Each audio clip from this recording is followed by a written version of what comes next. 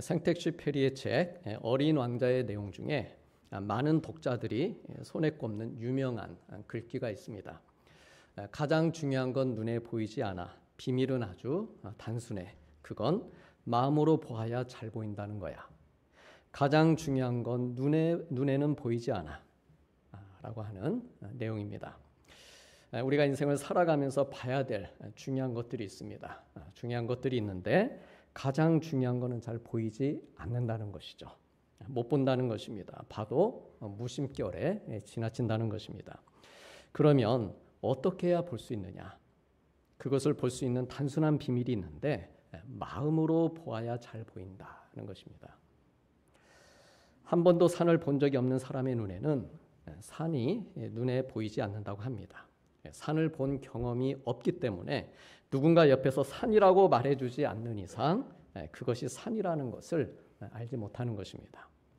실제로 한 번도 배를 본 적이 없는 남아메리카의 원주민들은 서양의 큰 배들이 들어왔는데도 아무도 배를 보지 못했다고 합니다.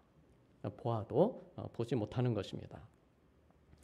우리 인간의 마음은 크게 두 가지로 나뉩니다. 하나는 자아의 마음이고 다른 하나는 자기의 마음입니다.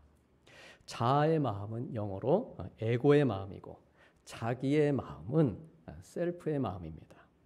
자아, 에고의 마음은 그동안 내가 인생을 살아오면서 형성된 마음입니다. 살아오면서 경험한 일들이나 나의 욕구나 욕망에 의해 만들어지는 마음입니다. 그래서 나의 개인적인 의식과 내 저 깊은 곳에 있는 의식과 혹은 무의식과 관련된 마음을 말합니다.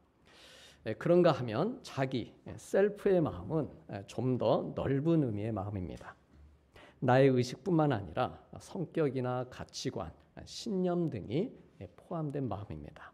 그래서 우리가 흔히 그 사람 성격 좋아 하면은 마음이 좋다는 말이죠.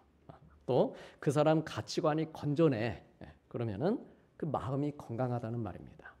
또 그 사람 신념이 아주 굳건해 하면은 역시 그 사람 마음이 강하다는 말입니다. 그 사람의 셀프, 자기 마음이 좋고 건강하고 강하다는 말입니다. 그리고 더 나아가서 이 셀프, 자기의 마음은요, 사람의 영적인 존재감을 나타낼 때도 사용됩니다. 그래서 우리가 예수님을 믿고 신앙생활을 하면은 나의 성격, 나의 가치관과 신념에 변화가 오는 것이죠. 셀프, 자기가 변화되는 것입니다.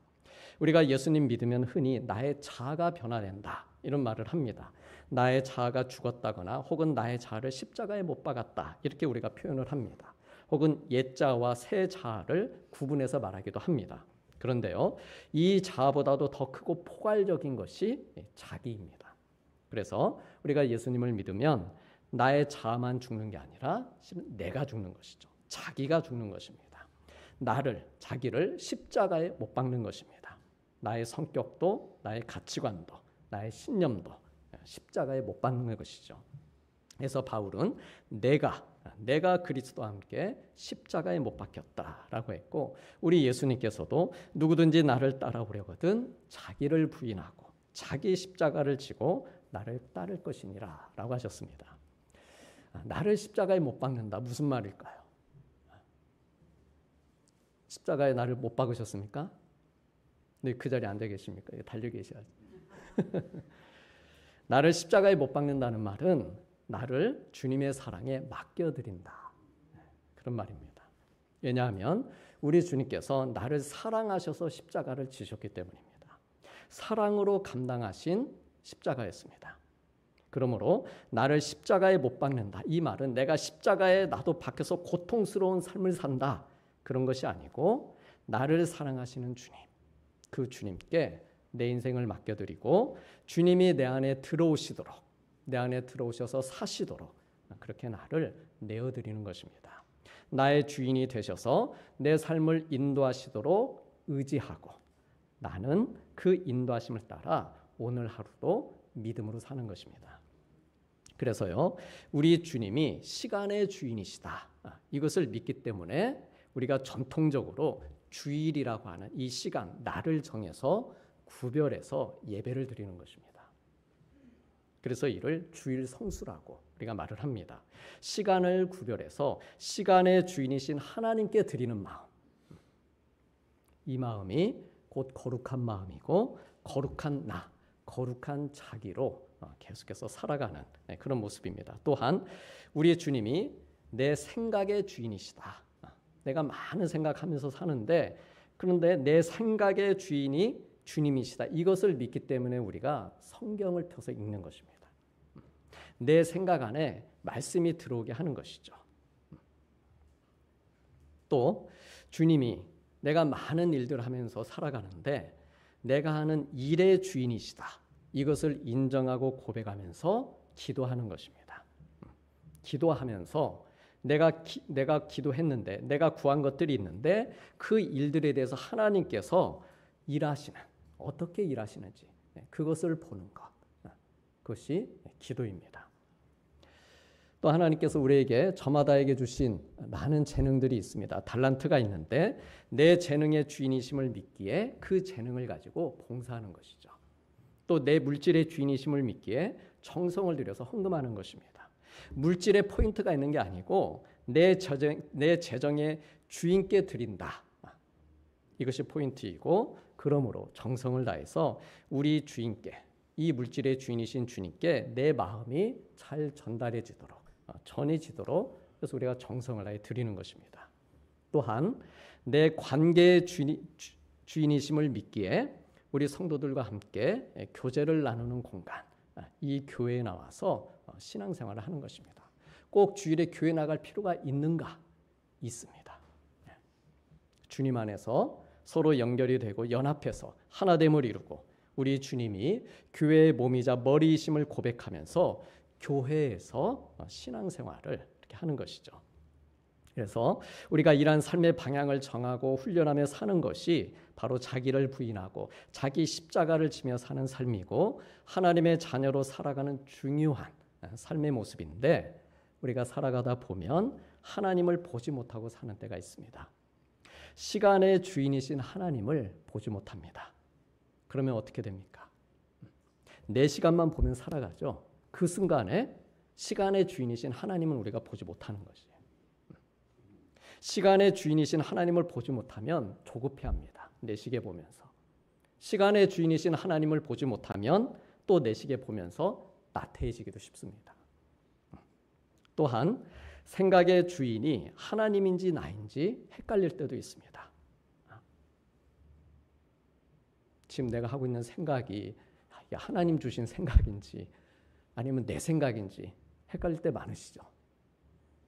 근데 답은 간단합니다. 하나님의 말씀이 내 생각에 들어와 있으면은 그 들어오신 말씀대로 순종해서 살면 되는 것입니다. 성경의 모든 기록은 순종하라고 주신 것입니다. 순종하라고 펼쳐놓고 어느 구절이든 이렇게 살면 되는구나. 그리고 순종하며 살면 되는 것입니다. 그런데 우리가 그러지 못하고 하나님이면 어떻게 하실까? 근데 그런 생각조차도 필요가 없는 거죠, 사실은.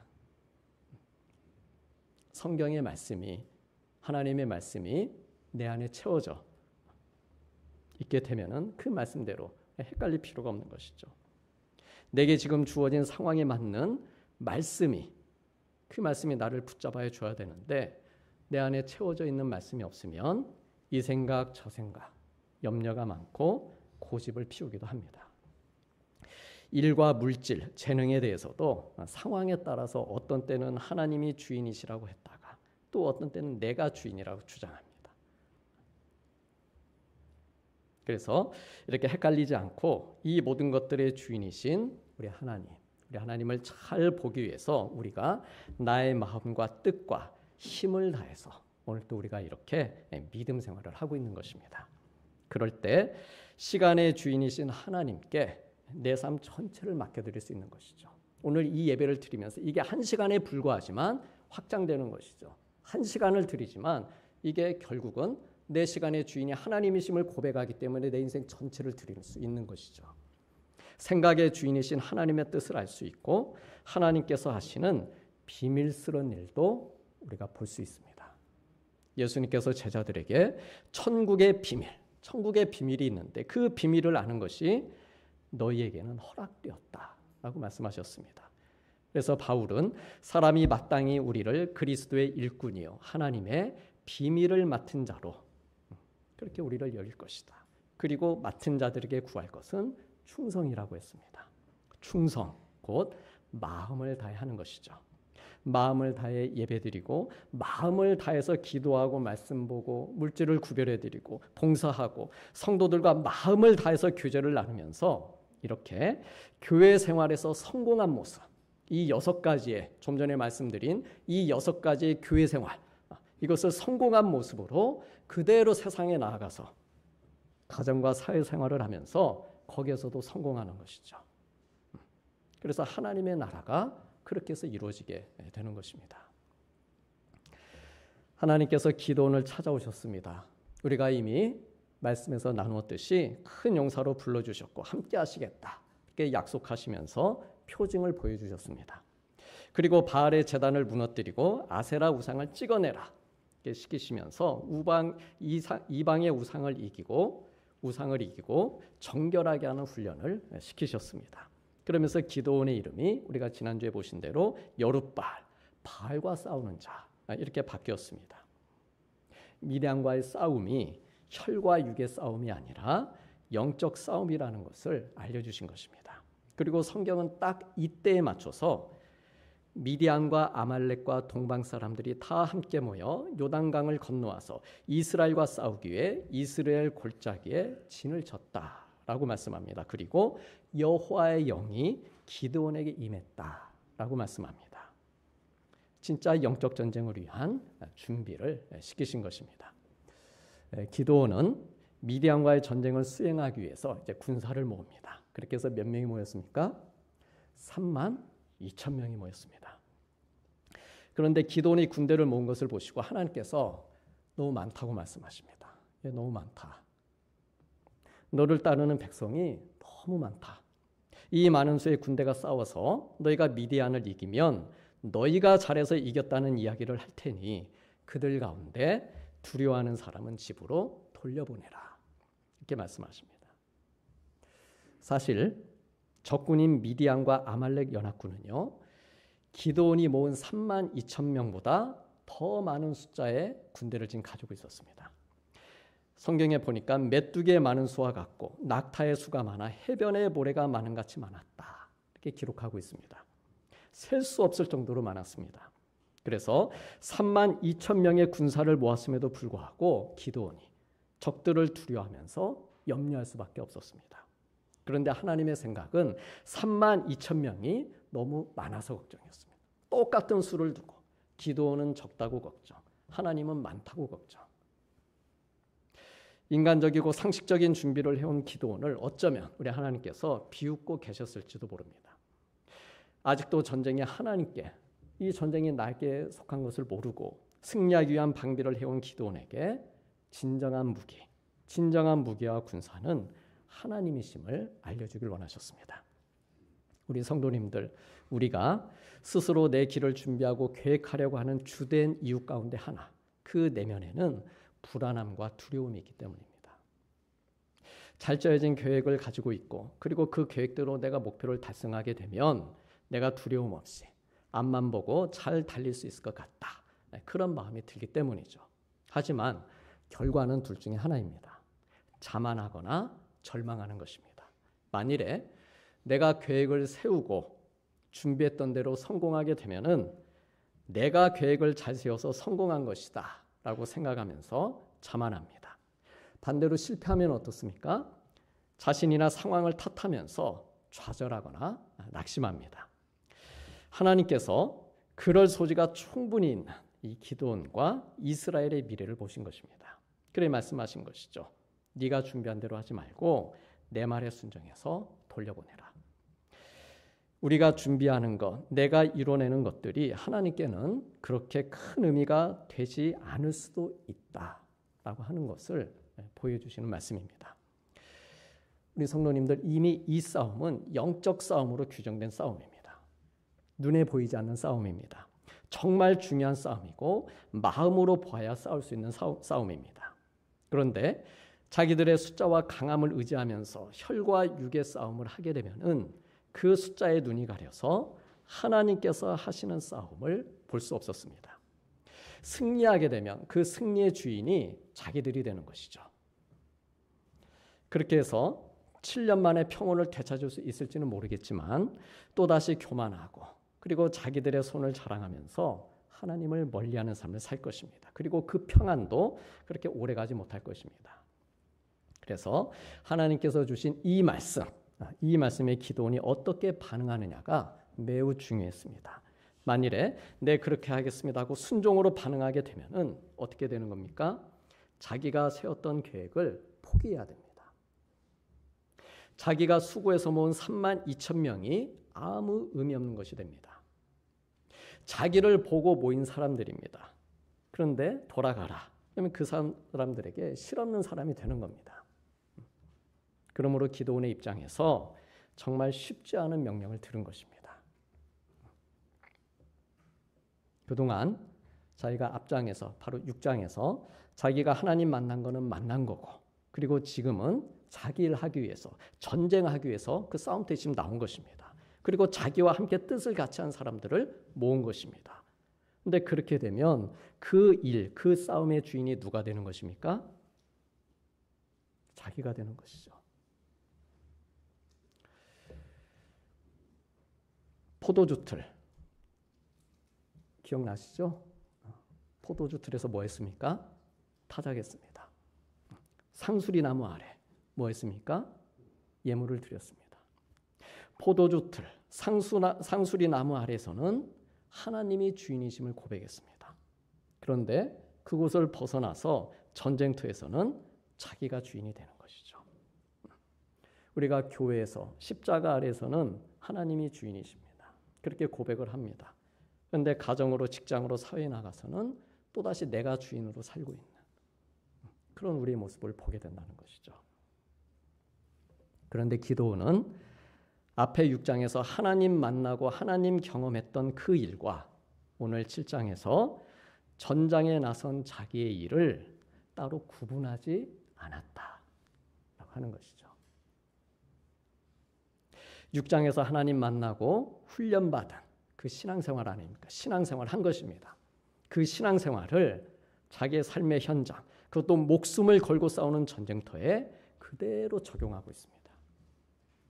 처음엔 내키지 않았지만 자기를 큰 용사라고 불러주신 하나님, 자기에게 표징을 보여주시고 정결하게 해주시고 이방의 우상을 깨뜨리는 훈련을 시키신 하나님, 그 하나님을 그는 온전히 믿는 믿음을 가진 것입니다. 그래서 자기에게 모인 32,000명, 그 숫자를 바라보지 않고 마음으로 보아야만 볼 수 있는 하나님을 바라봅니다. 만일에 기도원이 6장에서 훈련되고 훈련받고 다듬어지고 변화하는 그 과정이 없었다면 자기에게 모인 군사들을 돌려보내라. 이 말씀을 들었을 때 항의했을 것입니다. 그 훈련된 과정이 없었으면. 아니 그 자리에 애초에 그렇게 많은 군사들을 모을 일도 없었을 것입니다. 두려워서 타작하고 있었는데 언제 300명, 3만 명을 모읍니까? 그런 일 자체도 없었을 것입니다.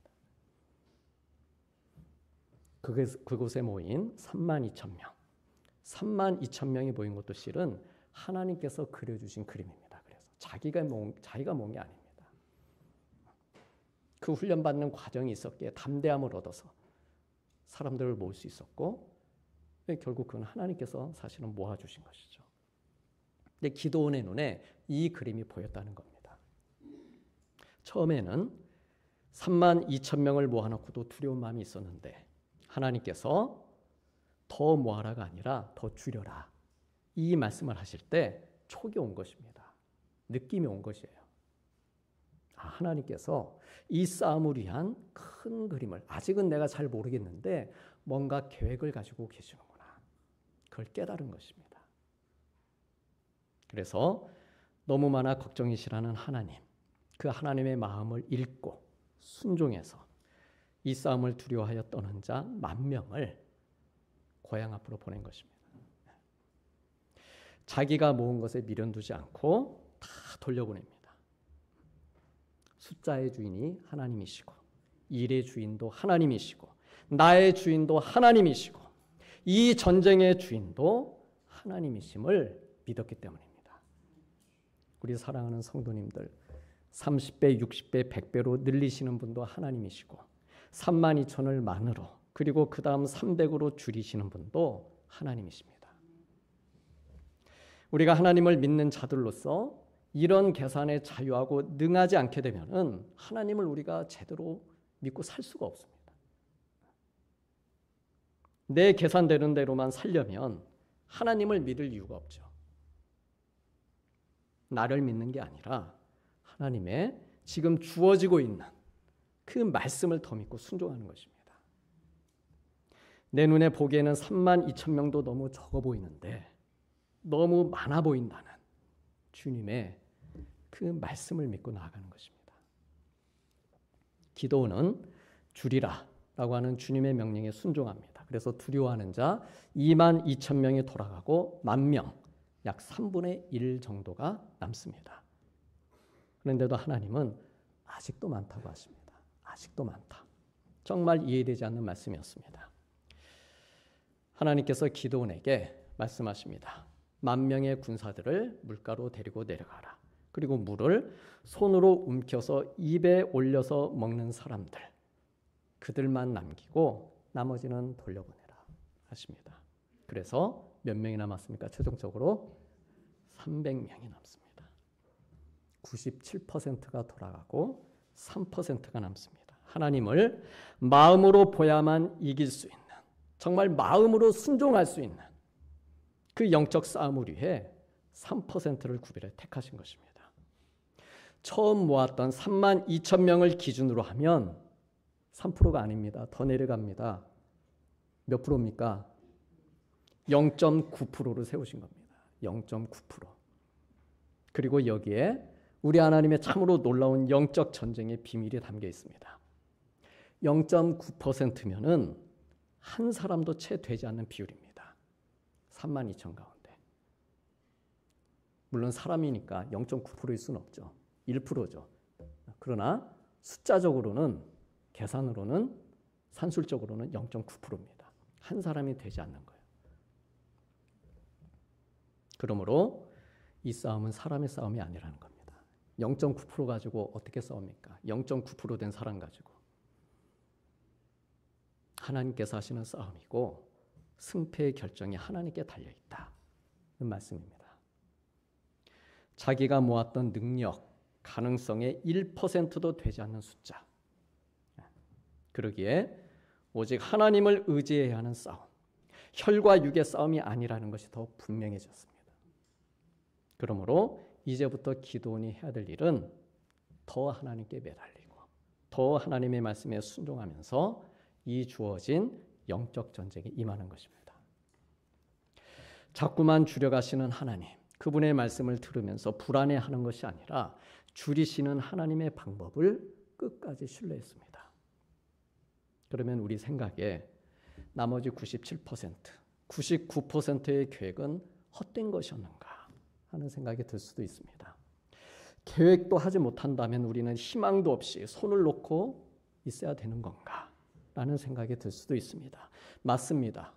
우리에겐 소망이 없습니다. 아무리 계획을 세우고 잘 이행해도 내가 내 삶의 소망을 가져올 수는 없습니다. 그렇지만 내가 할 수 없다는 그 사실이 소망이 됩니다. 내가 할 수 없음을 깨닫고 그것을 인정하고 하나님의 계획에, 하나님의 말씀에 나를 참여시킬 때, 그때부터 소망의 역사가 시작이 됩니다. 우리가 읽진 않았지만 16절 이하에 보면은 하나님께서 그 300명을 세 그룹으로 나누십니다. 그리고 각 손에 나팔과 빈 항아리를 들고 그 항아리 안에 횃불을 감추게 하십니다. 그리고 미디안 진영 근처에 이르러서 보초병들이 교대할 때 그 타이밍에 맞춰서 나팔을 불라고 하십니다. 그리고 이 신호에 맞춰서 이 세 팀 모두가 항아리를 부수고 횃불을 들고서 여호와와 기드온의 칼이라 힘차게 외치라고 말씀하십니다. 그럼 한번 해보실까요? 여호와와 기드온의 칼이라. 네. 자, 기드온 대신에 이제 내 이름을 넣는 겁니다. 여호와와 이름 넣으셔서 이제 한번 해보시겠습니다. 여호와와 네. 무슨 칼 쥐고 계셨습니까? 네. 하나님이 주신 칼이죠. 네. 믿음의 칼이죠. 그래서 기드온과 300명의 용사가 나팔을 불 때 하나님께서 적들이 자기 진영에서 자기들끼리 서로 칼로 치며 싸우게 하십니다. 서로 놀라서 도망하고 기드온과 300용사는 그들을 추격해서 무찌르고 그 땅들을 점령해서 큰 승리를 거둡니다. 사랑하는 성도님들, 우리는 두 세계에서 살고 있습니다. 하나는 눈에 보이는 세계이고 또 하나는 보이지 않는 세계입니다. 또한 우리는 두 싸움을 하며 살고 있습니다. 하나는 눈에 보이는 싸움이고 또 하나는 보이지 않는 싸움입니다. 그리고 우리 그리스도인들은 눈에 보이는 세계든 보이지 않는 세계든 하나님의 영광을 위해서 매일 영적 싸움을 하는 사람들입니다. 눈에 보이는 싸움도 이기고 눈에 보이지 않는 싸움도 이기는 사람들입니다. 눈에 보이는 세계든 보이지 않는 세계든 믿음의 눈으로 우리 하나님을 바라보며 사는 세계를 사는 것이고 또한 눈에 보이는 싸움이든 보이지 않는 싸움이든 소망의 마음을 가지고서 우리 하나님 바라보고 싸우며 마침내 승리하는 사람들입니다. 그래서 이렇게 세상을 바라고 이렇게 싸움에서 싸워서 이기며 살으라. 그래서 우리를 하나님의 자녀로 큰 용사로 불러주신 것입니다.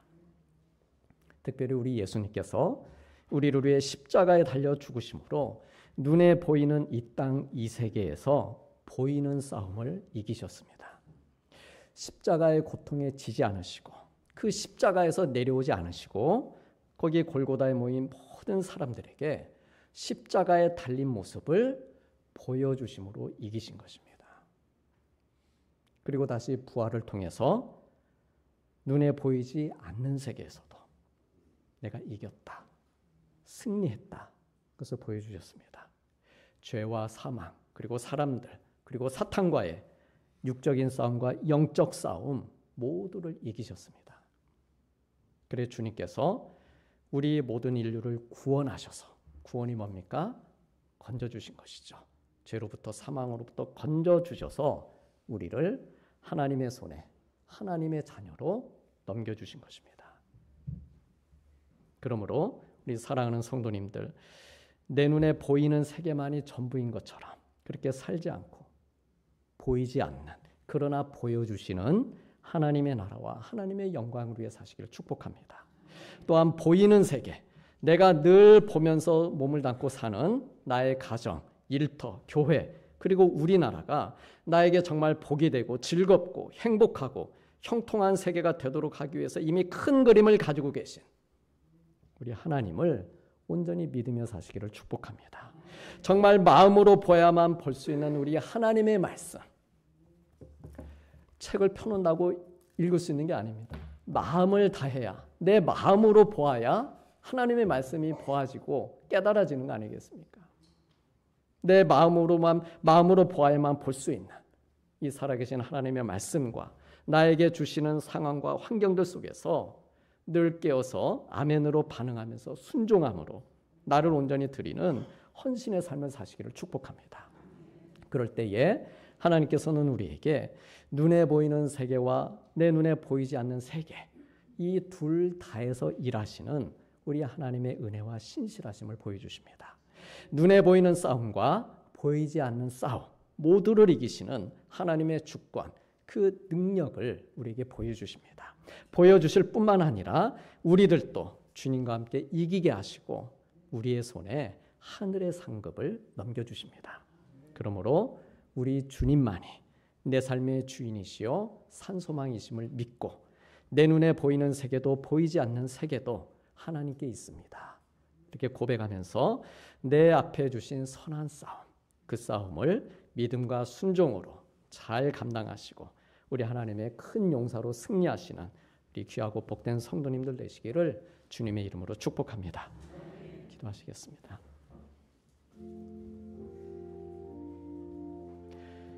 기드온이 이스라엘 모든 백성을 각각 그의 장막으로 돌려보내고 그 300명은 머물게 하니라. 미디안 진영은 그 아래 골짜기 가운데 있었더라. 그 밤에 여호와께서 기드온에게 이르시되 일어나 진영으로 내려가라. 내가 그것을 내 손에 넘겨 주었느니라. 아멘.